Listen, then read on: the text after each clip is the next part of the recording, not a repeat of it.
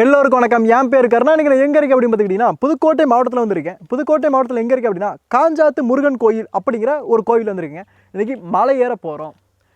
இந்த இடம் சரியாக எங்கே இருக்குது அப்படின்னு பார்த்திங்கன்னா புதுக்கோட்டையிலேருந்து 31 கிலோமீட்டர் தொலைவில் வந்துருக்கு. இந்த வீடியோ ஃபுல்லாமே பாருங்கள். இந்த இடம் எப்படி இருக்குது, இதோட வரலாறு என்ன, மேலிருந்து பார்த்தா எப்படி தெரியும், எல்லாமே தெரிஞ்சுக்கலாம். வாங்க வீடியோக்குள்ள போகலாம்.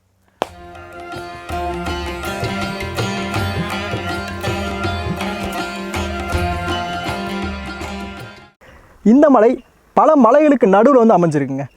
கோயில் மேலே போகிறதுக்கு படிக்கட்டுகள் அமைச்சு கொடுத்துருக்குறாங்க. ரொம்பவே நல்ல விஷயம். வாங்க போகலாம்.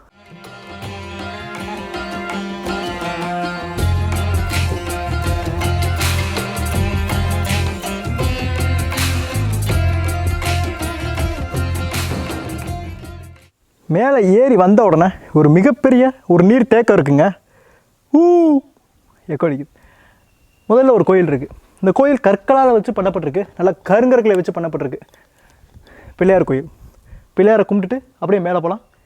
படிக்கட்டுகள் அமைத்து கொடுத்துருக்குறாங்க.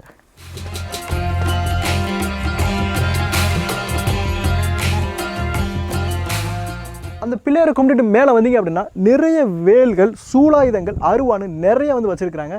இங்கே வந்தீங்கன்னா ராங்கியம், அது வந்து மலையிலேயே புடைப்பு சிற்பமாக வந்து பண்ணியிருக்கிறாங்க. அப்படி எதிர்த்து அப்படி நந்தி இருக்காங்க. நந்திக்கு எதிராக ஒரு அம்மன் இருக்காங்க. நிறைய பேர் இந்த மாதிரி பேர் எழுதுறது வந்து ரொம்பவே சங்கடமாக இருக்குது. கல்வெட்டுகள் நிறைய அந்தளவுக்கு தெரியவே இல்லை.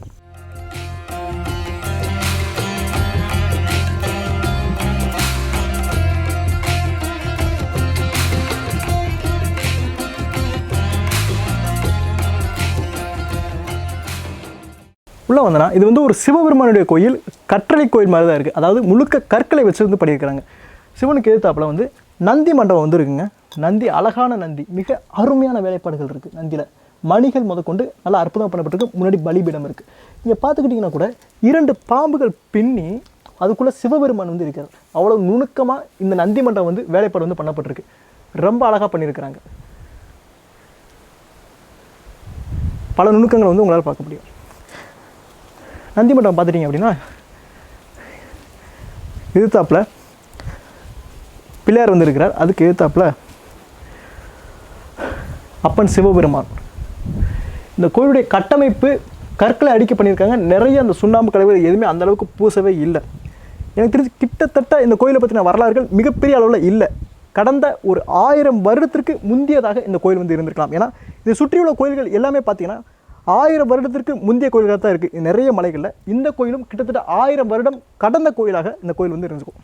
இந்த சிவபெருமான் கோயிலுக்கு அப்படியே இடது பக்கம் வந்து பார்த்துக்கிட்டிங்கன்னா இது நல்லா கற்களை வைத்து பண்ணப்பட்டிருக்கு. அதுபோக இங்கே வந்து ஒரு கல்வெட்டு வந்துருக்கு. இந்த கல்வெட்டு நீங்கள் வந்தால் கூட எளிமையாக வந்து உங்களால் படிக்க முடியும். ஸ்ரீ சகாப்தம் அப்படின்னு வந்து ஆரம்பிக்கிறது. இந்த கோயிலை பற்றினா இந்த கல்வெட்டு வந்து இருக்குது. ரொம்ப சின்னதாக 3 வரிகளில் வந்து இந்த கல்வெட்டு வந்து இருக்குது. ஒரு அமைப்புகளை வந்து பார்க்க முடியும். இங்கே பாருங்கள், இதுக்கு கீழேயும் இன்னும் கோயில் இருந்திருக்கு. இப்போ கால மாற்றத்தினால் அப்படியே கோயில் உள்ளுக்குள்ளே போய்கிட்டே இருக்குது. அப்படியே உள்ளே போனோன்னா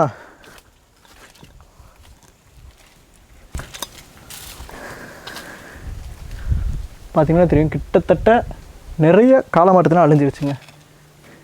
நிறைய கற்கள் கீழே விழுந்துருச்சு. அதற்கு மேலே செங்கல் கட்டிடம் வந்து வச்சு கட்டியிருக்கிறாங்க. இங்கே கீழே கூட நிறைய செங்கல்கள் கீழே உடஞ்சி விழுந்திருக்கு. நிறைய கற்களும் உடஞ்சி விழுந்திருக்கு.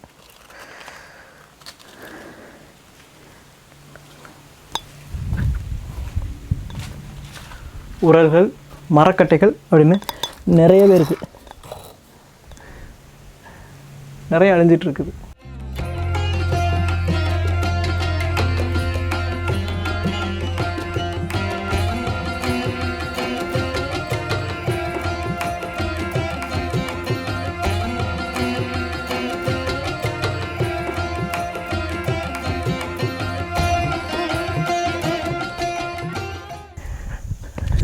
நீ சிவபெருமானை கும்பிட்டீங்க அப்படின்னா மலை மேலே முருகப்பெருமானுடைய சன்னதி வந்து இருக்குங்க. ரொம்ப அற்புதமாக இருக்கும். மேலே போகிறதுக்கு கம்பிகள் அமைச்சு கொடுத்துருக்குது. ரொம்பவே ஒரு நல்ல விடயம். வாங்க மேலே போகலாம்.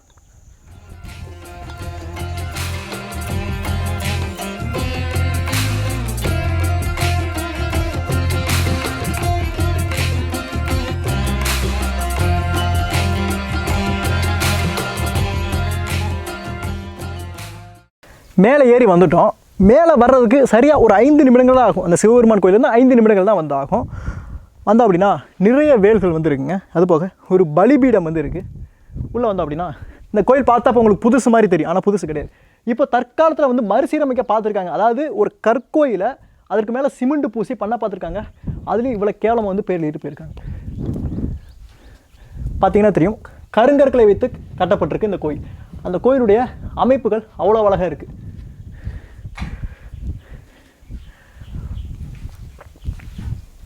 இந்த கோயில் நாயக்கர்கள் காலத்தை சேர்ந்தது. கடந்த 400 வருடத்திற்கு உள்ளானது தான் இந்த கோயில். எப்படி நம்ம அறியலாம் அப்படின்னா, இங்கே பாருங்கள், நாயக்கர்கள் எந்த ஒரு கோயில் கட்டினாலும், முருகன் கோயில் நிறைய கட்டுவாங்க, எந்த ஒரு கோயில் கட்டினாலுமே வந்து அவர்களுடைய சிற்பங்கள் வந்து அதில் வந்து புடைப்பு, அதாவது சில மாதிரி செதுக்கி வைப்பாங்க. இது நாயக்கர்களுடைய சிலை வந்து வாள் இங்கே சொருகி இருக்கிற மாதிரி அவர்கள் சிலை வந்திருக்கும். எடுத்துக்கிட்டு நிறைய கோயிலில் வந்து பார்க்கலாம். நம்ம பார்த்த செண்பகத்தோப்பு அவருடைய சிலையும் இருக்கும். திருமேல் மாணிக்கத்தில் முருகன் கோயில் மட்டும் நாயக்கர்கள் கட்டியிருப்பாங்க. அந்த வீடியோவில் கூட நம்ம பார்த்துருக்கோம். நாயக்கர்கள் சிற்பம் வந்திருக்கு. உள்ள முருகப்பெருமான்,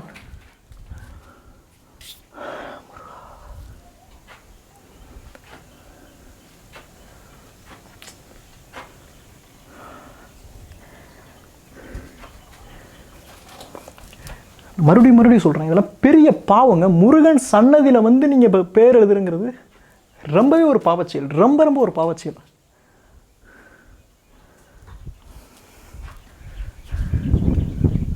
அப்படியே இந்த கோயிலை சுற்றி வரலாம்.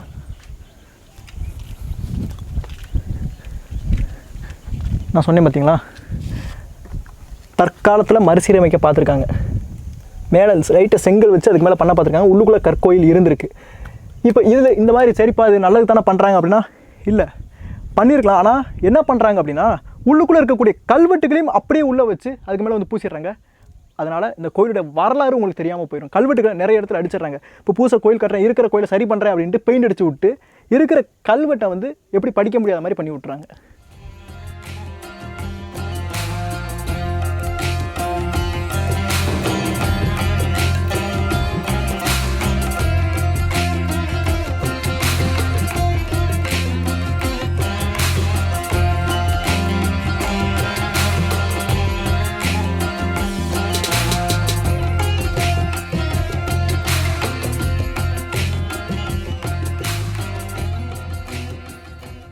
இது ஒரு அற்புதமான மலைங்க. பூலாங்குறிச்சி அப்படிங்கிற ஒரு கிராமத்தில் வந்து இருக்குது. நான் கூகுள் மேப் டிஸ்கிரிப்ஷனில் கொடுக்குறேன். கண்டிப்பாக வந்து பார்க்க வேண்டிய ஒரு முக்கியமான ஒரு முருகன் கோயில், காஞ்சாத்து மலை முருகன் கோயில். மேலே வந்தீங்க அப்படின்னா, அதாவது கிட்டத்தட்ட ஒரு 5 நிமிடங்கள் மேலே ஏறி வந்தீங்க அப்படின்னா சிவபெருமானை வந்து தரிசிக்கலாம். அவ்வளோ அற்புதமாக இருந்துச்சு அந்த கோவில். கற்றல் கோயில் தான். அதுலேருந்து மறுபடியும் 5 நிமிஷம் ஏறி வந்தீங்க அப்படின்னா முருகப்பெருமான் கோயிலை, கிட்டத்தட்ட நாயக்கர்கள் காலத்தில் கட்டப்பட்ட முருகப்பெருமான் கோயிலை வந்து தரிசிக்கலாம். இங்கேருந்து பார்க்குறதுக்கும் வியூ அவ்வளோ அற்புதமாக இருக்குது. ஒரு நல்ல ஒரு அருமையான ஒரு மலை, புதுக்கோட்டை மாவட்டத்தில். கண்டிப்பாக வந்து பாருங்கள். இதேமாதிரி ஒரு அற்புதமான இடத்துல சந்திக்கலாம். நெக்ஸ்ட் வீடியோவில் பார்க்கலாம். 5 மணி.